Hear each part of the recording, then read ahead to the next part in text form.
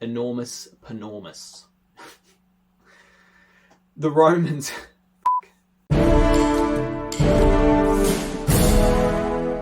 What if I told you that the fate of the world's greatest ancient civilization was decided by a single 120-year epic conflict? Welcome to the Punic Wars, where two rising superpowers clashed in a brutal struggle for the Mediterranean. The victors would seize the sea, setting in motion the rise of the greatest empire in European history.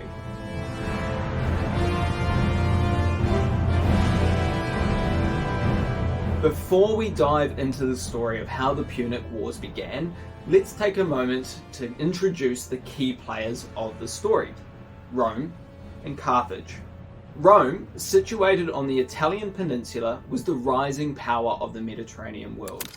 Founded in 753 BCE, Rome had evolved from a small city-state into a vast republic governed by a complex political system. By the start of the Punic War, Rome had already expanded its territory to much of the Italian peninsula, and it had its set sight on much further conquest. The Romans at this stage were known for their military prowess, discipline, and ambition. The relentlessness in which they went about their quest for expansion would become a trademark of theirs in years to come. But to the south and west lay the real powerhouse of ancient times: Carthage. Initially a Phoenician or Punic trade settlement, it had grown into a fully fledged northern African metropolis by the 4th century BCE. They had established various trading settlements and colonies along the shores of northern Africa, the Iberian Peninsula, and most importantly for this story, Sicily, which we'll come back to shortly.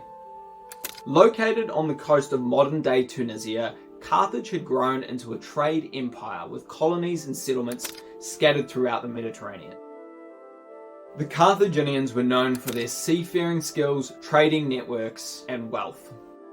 Unlike Rome, Carthage were not primarily focused on military expansion, but rather on securing lucrative trade routes and maintaining their economic dominance in the region. Now at this point it's worth bringing up Sicily. Sicily situated between Rome and Carthage, and it was a melting pot of different cultures and civilizations. The island had been settled by various groups, including the indigenous Sicani and Siculi tribes. Actually, I don't know why I did that. As well as Greek and Phoenician settlers. By the time of the First Punic War, many Greek city-states and Carthaginian trading colonies had established themselves on the island. The strategic location of Sicily made it a highly desirable prize, as whoever controlled it would gain significant influence over the whole Mediterranean. So, on one hand we have Rome, an ambitious military force seeking to expand its influence, and on the other we have Carthage, a naval and trading powerhouse on the opposite side of the sea, with Sicily in between them.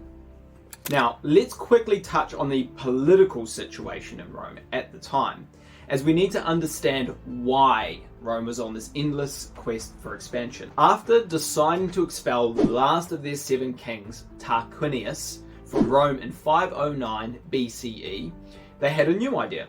They asked themselves, what would be better than just one person leading Rome? And the answer was 2. And thus the Roman Republic was born. Consuls were elected for 1 year each, and therefore they were desperate for dignitas. They began to compete with each other to etch their names into the history books. The drive for glory and the spirit of competition between the two consuls fueled Rome's desire for conquest. As Rome expanded, it became more and more confident in its military abilities, setting in sights the bigger prize: dominance over the whole Mediterranean. So, what exactly sparked the flame that ignited the Mediterranean? Well, this is a story all about how some Greeks' lives got flipped, turned upside down. And I'd like to take a minute, so just sit right there, and I'll tell you how Rome became the princes of a region called Sicily. Sorry about that. But yes, Sicily will become the main battleground for this war. In any case, some Italian mercenaries called Mamertines were employed by Syracuse, a Greek city-state in Sicily. Now, when these rowdy folk left Syracuse's service, they saw an opportunity to seize and massacre people up north in a town called Messana. However, after doing this, they rightly grew wary of retribution from Syracuse and asked Carthage for help. When the Carthaginians arrived, they instead decided to lay siege to Messana, since it was a good opportunity to expand their own territory on the island. The Mamertines, scared shitless, will run to Rome as fast as they can, asking for help. And I'm sure you can see where this is going. Man, when the Romans get an opportunity to stab people, they just can't resist, can they? The Romans, sensing their opportunity, made their way through Sicily, capturing Messana and Syracuse. They eventually reached Agrigento, Carthage's main base on the island, and started to lay siege. Now the foreplay is over. It's 264 BCE, and shit had officially hit the fan. Now the Romans, not a naval force by any stretch of the imagination.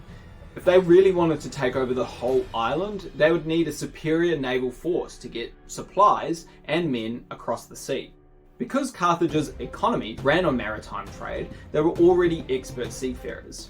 They had merchant ships and a formidable navy. They ruled the seas. So, early naval battles went exactly how you would expect them to. The Carthaginians smashed the Romans pillar to post in a skirmish near the Lipari Islands. After this humiliating defeat, the Romans did what the Romans will come to do many times throughout their history. They adapted their enemy's technology to use against them.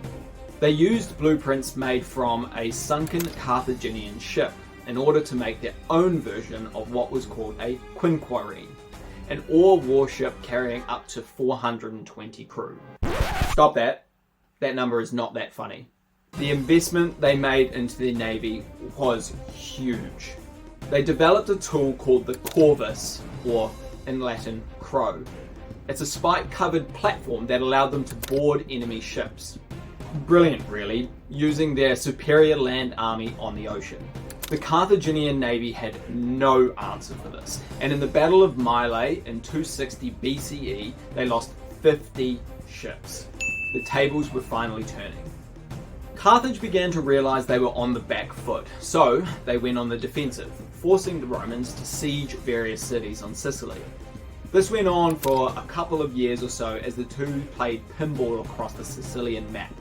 In 256 BCE, a Roman consul by the name of Marcus Regulus Atilius was sick of the back and forth. He wanted to take the fight to Carthage quickly before his time as a consul was over.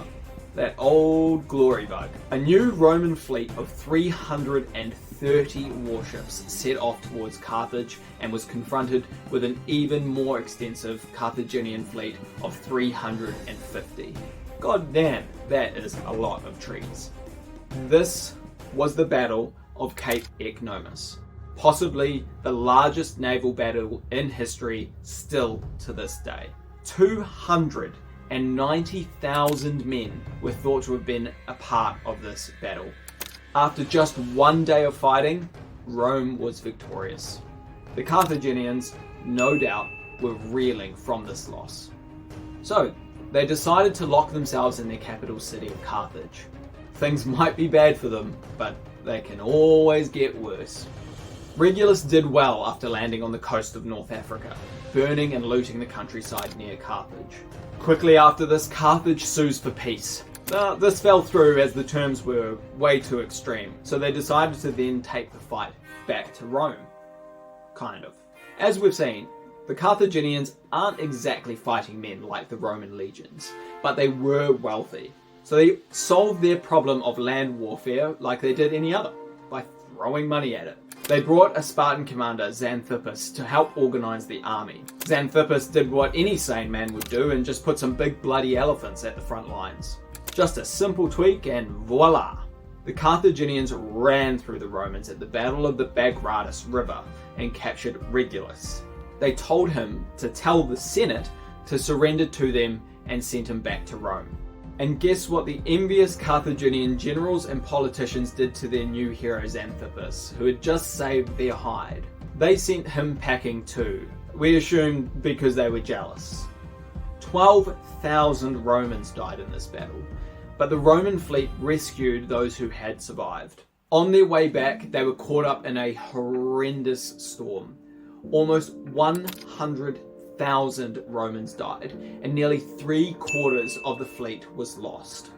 Some historians argue that the corvus, the very thing that gave the Romans an advantage in war, made their ships too top-heavy and likely caused them to capsize in bad weather. I think it's interesting to pause here and reflect on what could have happened had the Romans' luck been a little bit better in this conflict. That's called foreshadowing. For a while, the war shifted back to Sicily, where Carthage controlled a strip in the south and the east. Meanwhile, the Romans prepared another massive fleet from scratch and prepared another invasion towards Carthage, which, believe it or not, actually got caught in another storm on the way there. That's 2 so far. Keeping count, that's around 430 ships lost. High on the momentum shift, another Carthaginian army arrived in Sicily, but got its ass handed to it in the Battle of Panormus in 251 BCE.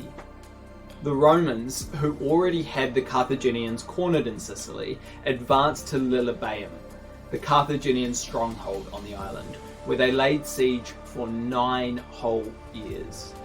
9 years! It took this long because Carthage was able to resupply the city from the ocean, while the Romans dug into the land. After both sides got to lick their wounds, a few years later, the Carthaginians sent their general, Hamilcar Barca, to Sicily. While the Romans were busy laying siege to the final Carthaginian cities in Sicily, he kept picking off Roman forces behind the lines. In 249 BCE, the Carthaginians dealt a significant blow to the Roman navy at Trapana by trapping them between the rocks and their fleet. The Roman misfortune piled up as another massive fleet of 800 supply ships sunk in a third storm. Son of a bitch! That's over 1,000 ships and around 100,000 men just to storms. It almost sounds made up, doesn't it? After learning the hard way 3 times, the Romans finally ditched the corvus off their ships. Carthage finally felt that they could deliver the death blow to the Romans. And to be fair, if it had been anybody else, they probably would have. At the Battle of Thintius, the Carthaginian fleet had intercepted the Romans, but they decided to hold back as there was an impending storm. The less experienced navy from Rome took no precautions whatsoever, as though you'd think they would have learned by now. And all but 2 of their ships were sunk. Carthage wiped the sea clean of Rome. This war was needlessly expensive for both sides, and the expenses were starting to take their toll. Rome had 17% less adult males than when the war started.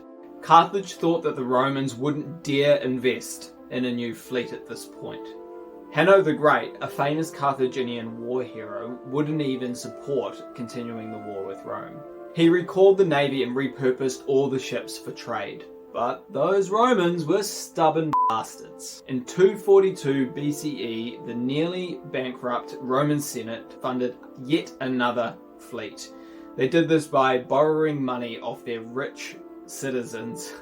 Talk about desperation. The following year, they besieged Drepana and easily defeated the exhausted Hanno-led Carthaginian fleet at the Battle of the Agates. Carthage was on its knees. They wanted peace terms. A treaty called the Treaty of Latatius was drawn up. Rome annexed Sicily. Their prisoners of war were returned, and the cash-strapped Carthaginians were to pay them a handsome amount of money.